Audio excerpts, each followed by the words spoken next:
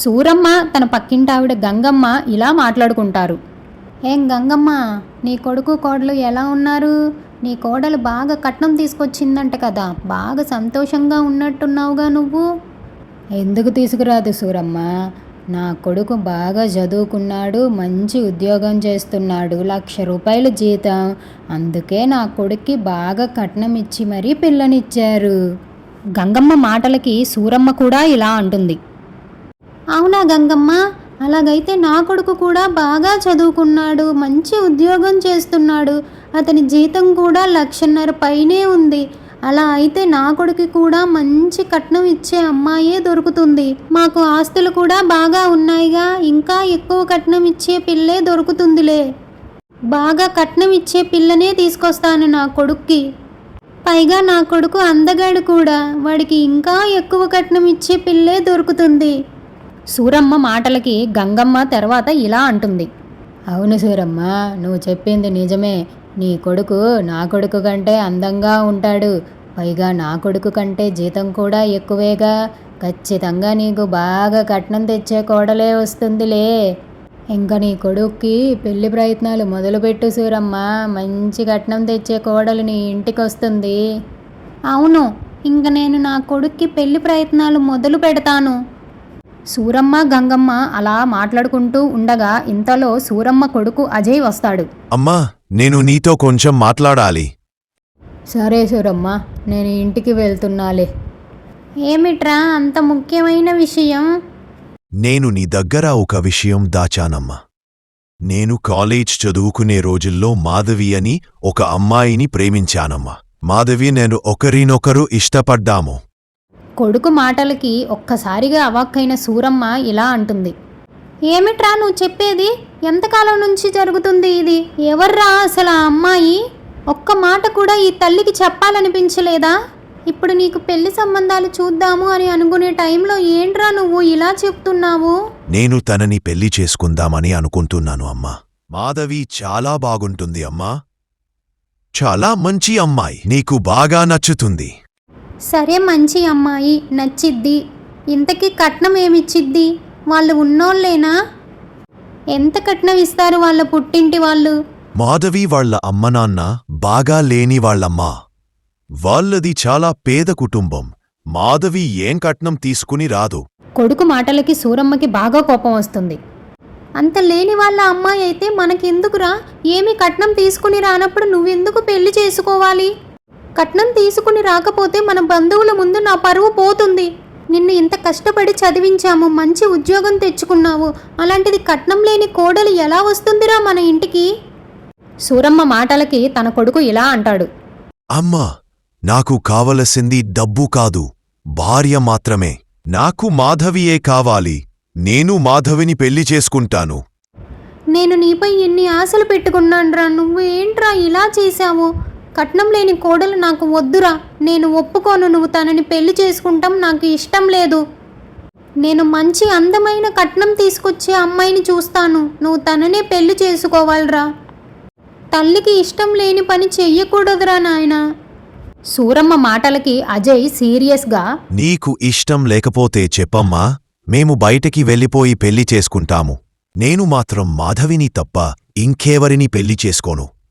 ఇదే నా ఆఖరి మాట. నీకు ఇష్టమైతే ఒప్పుకో, లేకపోతే బయటకు వెళ్ళిపోతాను. సరేరా, నీకు నచ్చినట్టే చేసుకో.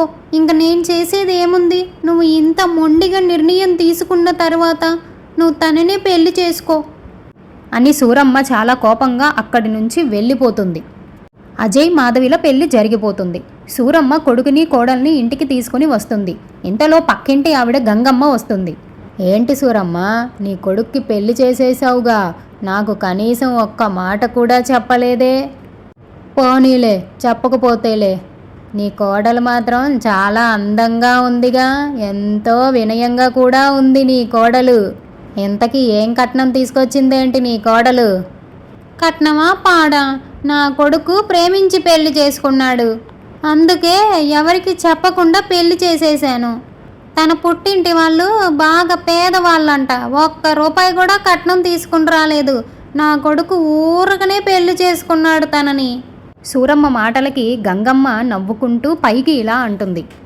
పోనీలే సూరమ్మ, కట్నం తేకపోతే ఏం, కోడలు చాలా అందంగా ఉందిగా అని గంగమ్మ అక్కడి నుంచి వెళ్ళిపోతుంది.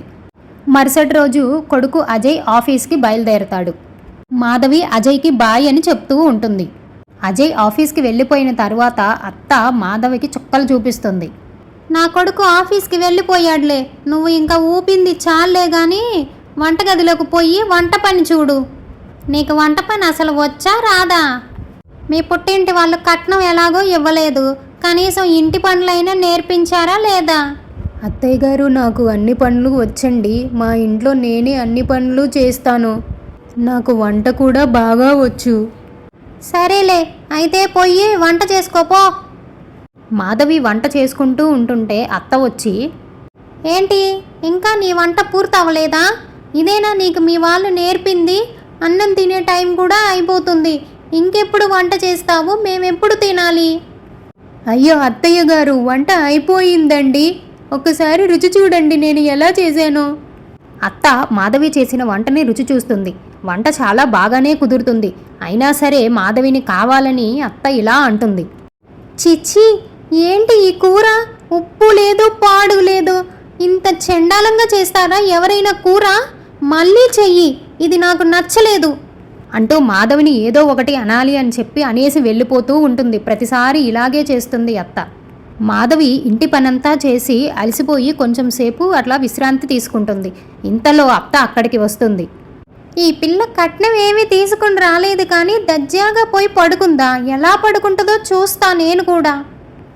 మాధవి, అమ్మ మాధవి, ఒకసారి బయటికి రా అమ్మా. అత్త పిలుపుకి మాధవి ఒక్కసారిగా హఠాత్తును లేచి కూర్చుంటుంది. ఏమిటి అత్తయ్య పిలుస్తున్నారు అని మాధవి బయటికి వెళ్ళి చూస్తుంది. ఏమిటత్తయ్య పిలిచారు? ఏమైంది? ఏమైనా కావాలా మీకు అని అడుగుతుంది మాధవి. దానికి అత్తగారు, ఏమీ లేదమ్మా, బాగా కోట్లు కోట్లు తెచ్చిన మహారాణివి కదా, పడుకున్నావే ప్రశాంతంగా, ఇంటి పనంతా ఎవడు చేస్తాడు? అదేంటత్తయ్య, నేను ఇంటి పనంతా చేసిన తర్వాతే పడుకున్నాను. ఇంటి పని మొత్తం అయిపోయింది కదా అత్తయ్య. ఇంట్లో పని అయిపోయింది సరే, బయట వరండాలో గాలికి ఆకులన్నీ కొట్టుకుని వచ్చాయి, అది అంతా వెళ్ళి ఒకసారి ఊడుపో. బాగా కట్నం తెచ్చిన మహారాణని చెప్పి పోయి పడుకుంటుంది పద్దాకు. అత్తగారి మాటలకి మాధవి సైలెంట్గా ఏమీ మాట్లాడకుండా వెళ్ళిపోతుంది అక్కడి నుంచి.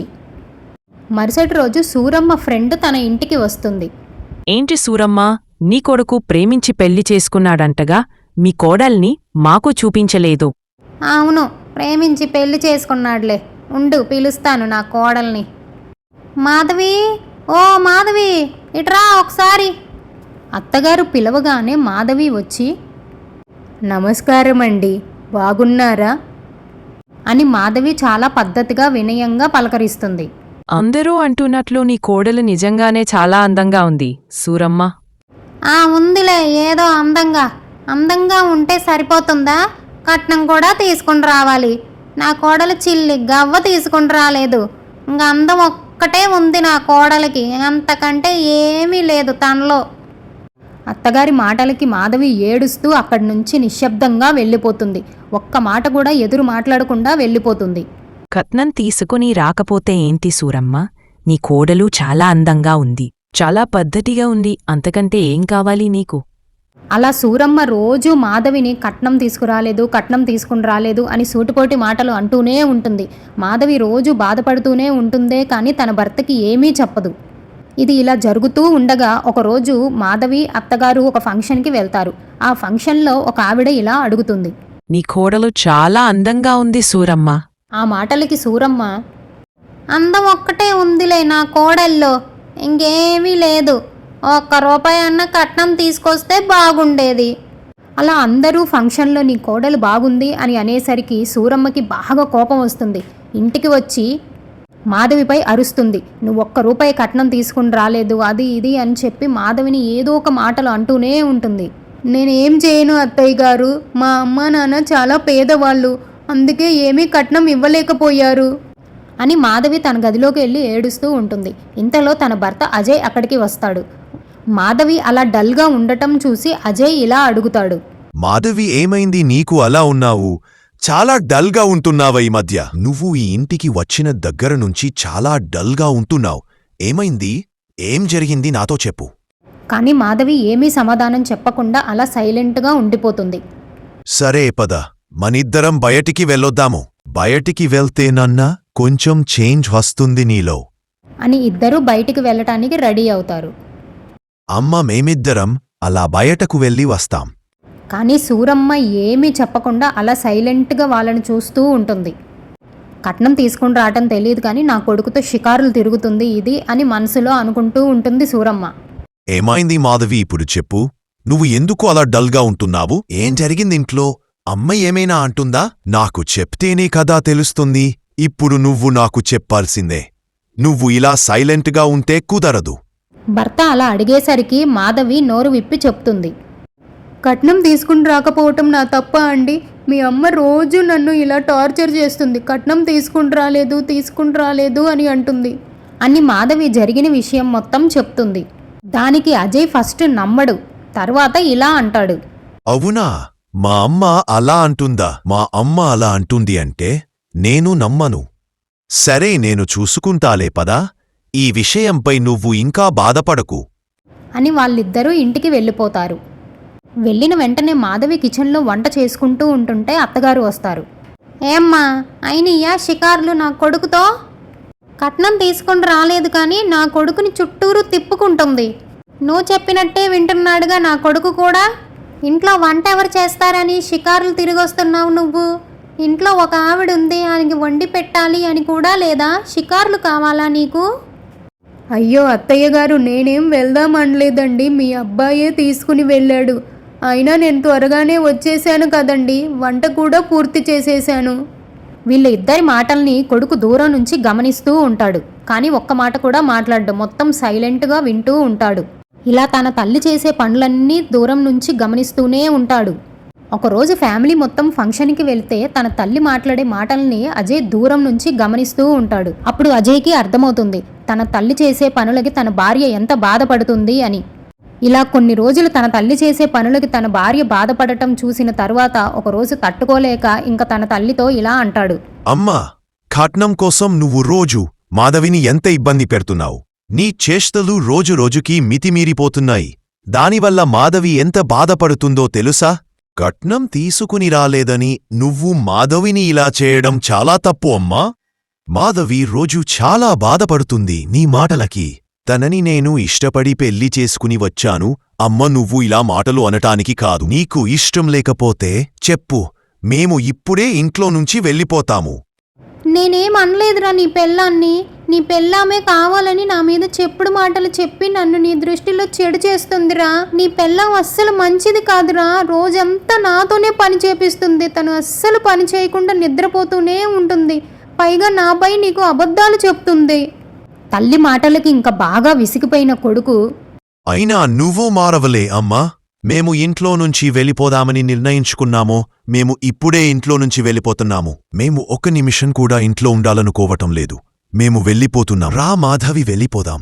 మనం ఇంట్లో ఒక్క నిమిషం కూడా ఉండొద్దు అని అజయ్ మాధవిని తీసుకుని వెంటనే ఇంట్లో నుంచి వెళ్ళిపోతాడు. సూరమ్మ అయ్యో ఏంటి ఇంత పని జరిగింది అంటూ అరే ఆగండ్రా అన్నా కానీ అజయ్ ఆగకుండా మాధవిని తీసుకుని ఇంట్లో నుంచి బయటకి వెళ్ళిపోతాడు.